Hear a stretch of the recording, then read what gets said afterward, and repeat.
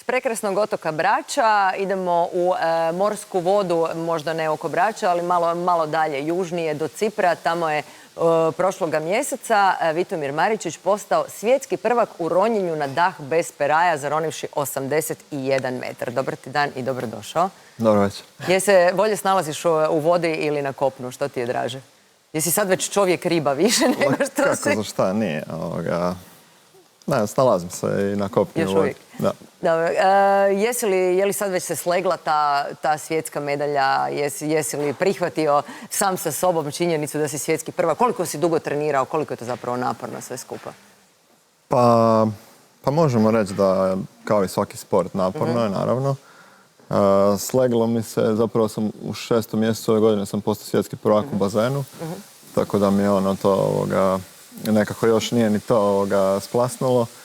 I evo, došla je i ta dubinska svjetska medalja sa idejnog prvenstva, što je onako neka posebna čast i to je prva takva medalja za Hrvatsku. A odmah nakon toga smo imali još jedno svjetsko prvenstvo u Turskoj, gdje je Petar Klovar, isto iz mog kluba, kojeg i treniram, pa sam ekstra ponosan na to, opet osvojio zlatnu medalju u istoj disciplini. I tako da dvostruki uspjeh za mene. Znači, Hrvati dominiraju pod površinom. Kako čovjek zaroni 81 metar? I još jedna stvar, znam ljudi kad idu na tečajeve ronjenja da je jako bitna dekompresija, izranjanje. Kad ti na toj dubini procijeniš da je vrijeme za izaći i koliko ti treba da izroniš sa 81 metra uopće?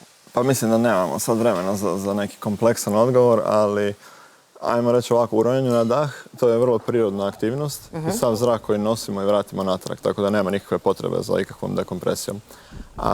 Obično ljudi imaju taj neki strah i čuo sam u najavi kako ljudi to doživljavaju, međutim ja stvarno vjerujem da bilo koja zdrava odrasla osoba bi trebala najnormalnije zaroniti na 30-35 metara, samo ako je dovoljno opuštena u tome što radi. I uglavnom ljudi to nauče već na prvom danu tečaja ronjenja na dah, oni shvate da mogu držati nekoliko minuta dah i da mogu normalno 10-20 metara zaroniti.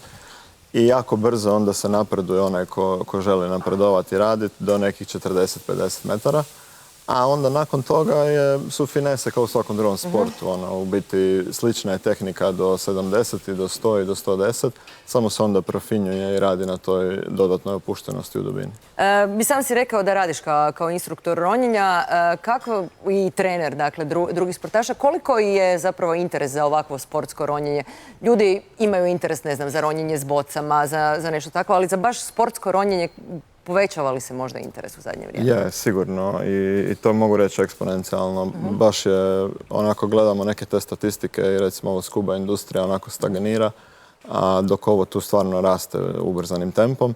Vjerujem da ljudi potpuno drugi dojam imaju nakon jednog tečaja i prije tečaja. I mislim da je to nešto što ih baš navuče.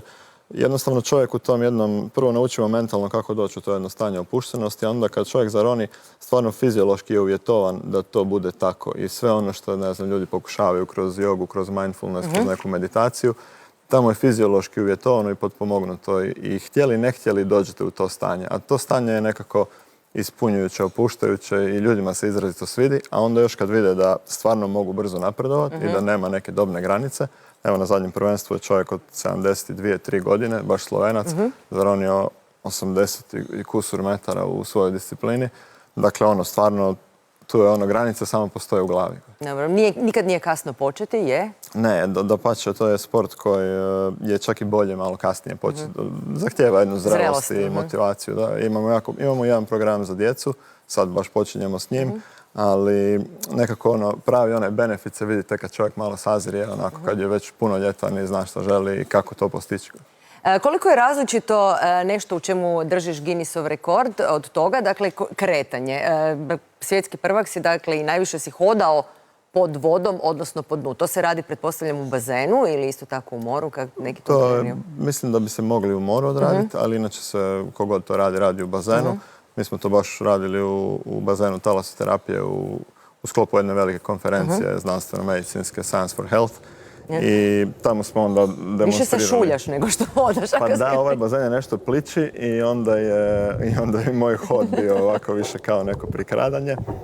Međutim, to je nekako optimizirao sam brzinu i potrošnju da dobijem neki najveći mogući rezultat, ali to ne možemo usporediti sa nekom, recimo, kretanje u bazenu je i dinamika gdje držim svjetski rekord i u tome sam svjetski prvak. To je sportska disciplina gdje imam stotine ljudi u konkurenciji, gdje na svjetskom prvenstvu je važno to napraviti. Guinnessova disciplina, pa ne znam, možda je 5 ronioca osim mene ovo probalo i ne predstavlja to nikakav sportski izazov, više birokratski da se to prijavi, međutim mediji uvijek jako dobro reagiraju i to je uglavnom onda u pozadini svih tih rekorda je privući neku pažnju i dobiti neki Skrenuti pozornost zapravo na sport.